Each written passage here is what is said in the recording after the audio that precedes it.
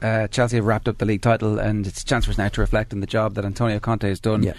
Pretty remarkable stuff, really. It was great, Jared. I think he's behaved himself. I think he's been impeccable in his behaviour. He had a little fallout with Costa, which wasn't his fault, but handled it well. Had a bad start to the season with the players that they had, and they said a new formation. I don't think it was so much a new formation. It was that a couple of players weren't doing their stuff, particularly John Terry and the right back Ivanovic were gone. I mean, and John Terry's been a great player. Ivanovic's been a good player for him, but I think it wasn't so much the system that changed. It was the personnel, because they just weren't doing their stuff. Now the system also worked. There's no doubt about that. You organised them well, and they made a dramatic change in their fortunes as they went on. But he gave the other lads a chance and said, "Well, this is not working." Yeah. Which all good man. Now there's one thing to spot it. The next thing is to put it right, and he did that in a big way. But his management generally was very good. He never got on about the players. He never criticised the players. He was good-natured, even at the end of it. He wasn't up there in front like the previous manager. It was all about him. Conte gave credit to the players. He was giving credit to the backroom staff. He had them all there. I think he's been brilliant. So it just depends now, on what happens next. Because if you go back on Mourinho's time at Chelsea when he was winning things, I mean, they should have built on that, like Ferguson did over the years. Yeah. And you remember Shevchenko was bought, didn't agree with, they fell out over that. I think on the last thing, I think Pedro was a player, because they still have the director of football. Yeah. Right? Now, I see Conte, I think he knows this. There's still the director of football there. And even in the papers, there's been a lot of discussion that Conte wants Alvaro Morata. Yeah. The other guy wants Lukaku. Now, this is serious stuff, because people say, I think somebody said, maybe Martin O'Neill, I'm not so sure that Conte bought Kante. But there'll be no dispute over that. Like, if the manager's offered, if they come and say, look, we're really going for Kante, you think, yeah, I'll take him. Yeah. So there was no dispute about that. This is a different situation. If he says, I want Morata, right, I want an apple, but you're giving me an orange. Yeah. This is where it could come into, because I think it's no coincidence as well that there's been a lot of talk in the papers that Inter Milan, for example, are very interested in it. So it could get to the stage where I say, look, if I don't care what I want here, I'm off. And that's been, Abramovich has a history, a long track record. I think with under Mourinho at the start, could have been a Ferguson dynasty. Yeah, and it was stopped. And I think that was Abramovich did that. Yeah. The second one, I think there was the row over Pedro. Now Mourinho, we don't know. He's not a Ferguson, and he's not a Conte. But I think that there was room for dispute there, and there could be once you've got a director of football. Yeah. What is Wenger was right. What does the director of football actually do? Right? Because in my experience in football, 90% of the job, 90, which is a long job, is having control of who you buy and who you sell. Yeah. It's 90% of the job. Now, if you give that to a director of football, right, the only influence you have on it is 10%. He has 90%, but he's not there for results. And it's got no repercussions. No, they're never sacked, very seldom sacked, because what they'll say is, look, we bought like £40 million worth of players for the manager, and he didn't. But the manager will say, well, they weren't my players. And all managers have a vision of what they want, Jaron. How to fulfil that vision, if that's the right word, is getting the players that you want on the pitch. That's the way you see it. You know what I mean? But if you say, well, I want Joe Bloggs, no, you can't have Joe, you can have Eric so-and-so.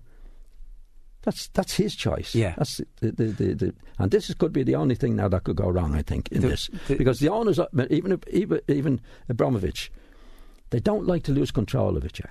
They don't say to the manager, you're the boss. There's your budget, you get whoever you want. They don't like doing that. And Conte's done so well with the players that he's inherited that they're going to be looking at going, well, what's your problem? You've done great with that squad of players who, I'm not sure, I don't know if you wanted David Luiz back. I think that was just that deal had gone a bit sour. PSG weren't going to pay any more money. Yeah. He's like, well, do something with it. And he's made a silk purse out of all of those. Yeah, he's done a great job on him. You see, for now, I don't think Lewis had as good a season as people say. There was still it was just the team all round were better, but there was always a mistake. But he did well. And Conte would have to take total credit for that. That probably makes it makes Conte's performance even better. That if you don't think Luiz had that amazing a season, that he managed to camouflage that. Definitely. And now what should happen now, ideally in the game, is for Abramovich to say to, okay, what do you want next? Now, even the things are coming in, but that doesn't look like it's going to be the case. Yeah, because he's going to go to the director of football. Or if you don't go to the director, why do you appoint a director of football? And director of football is going, well, what I think, Mr. Boss, is that Lukaku is a better bet than Morata. Yeah. Then Conte goes to the boss and says, well, I want Morata. Yeah. Now we'll see what happens on that. I'd say if he doesn't get his way on that, Conte, I think he could go. It feels a bit like something similar might happen at Arsenal, where Gazidis has clearly let it be known to everybody, we're getting a director of football, it's probably going to be Mark Overmars. That was the story that came out 2 months ago. Yeah. And finally Wenger's like, okay, actually the team's starting to do a bit better now, I can go out and start talking about this. It's all nonsense, I'm never going to work with a director of football. No, and you never would, you see, because he knows all the managers go into football, whether Brendan Rodgers took the position at Liverpool knowing the deal, right? There was a committee of 6 that he'd have to agree. Now, what happens in football? The owners don't like giving up control to the managers. They just don't like it because they're investing their money. So what happened with Rodgers, you see, what they said at Liverpool, for example, was Brendan always had the last say on the list of players. Yeah. Right? Because he'd have a list of 6. But the player that he wanted wasn't on the list. Right? So what they said was true. But Brendan had the final word on the sport. What man he really wanted wasn't there. Ultimately, it's pointless. But what could Brendan say to Liverpool? I'm not standing for that when he was taking the job. Yeah. Because he was mad to get the job. Like in Wenger's case, Wenger has proved himself, right, doing what he did without a director of football. So he's in a very strong position in certain ways to say, I'm not having that. Yeah. What's the director of football for? Directing the traffic and all that. Now, he could be signing his own death warrant because they really want to get rid of him. Well, that might be what's happening. It could be. But I wouldn't be too sure even on that yet. I think a lot of the owners, right, don't realise the importance of the manager having the freedom to do what he wants to do. They don't like it. If I gave you a £5 for a free bet, would you say Wenger is the Arsenal manager for the first game next season? Well, again, the season is they won't qualify, but they could win the cup. I think it could change. You saw the mood of the Arsenal supporters when they won the semi-final unexpectedly against Manchester City. They would have kissed them if they got him that day. And winning the cup is still a huge thing for the fans. So it could well be, and Wenger could say, I think if he's clever, I think he's a clever man to say, look, I have a lot of money to spend now. I'm going to revamp this team. I've won the cup, I'm going to revamp the team. The supporters say, all right, we'll live with that.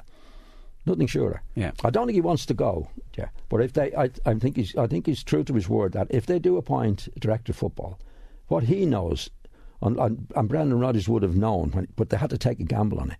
But he knows well that if a director of football comes in, it's not going to work. No. Because what he said was, I don't like being blamed for the players that I brought in, but I'm certainly not going to be blamed for the players I didn't bring in. Yeah, and that's enough. what happens in the director of football, with the director of football. Director of football never gets it. He never gets it in the neck. Very seldom, anyway. Because what he'll say is, the manager is no good. I gave him £100 million worth of players, and he's made a mess of it. Like Sherwood did. You remember when Sherwood was at Villa? Yeah. He honestly believed he did well. He got in the cup final and he saved them. He honestly thought, right, now I'm going to get my players in. Didn't happen. The director of football brought them in, and then they didn't do well. And he got the sack. And he got the sack. And the next manager got the sack. Yeah. And the manager after that. Anywhere, if you're an American or anybody coming into business in football in England, like a lot of business people do, they'd see what the model for success was in that particular business. And common sense would say, I'll copy that. How many of them copied Ferguson?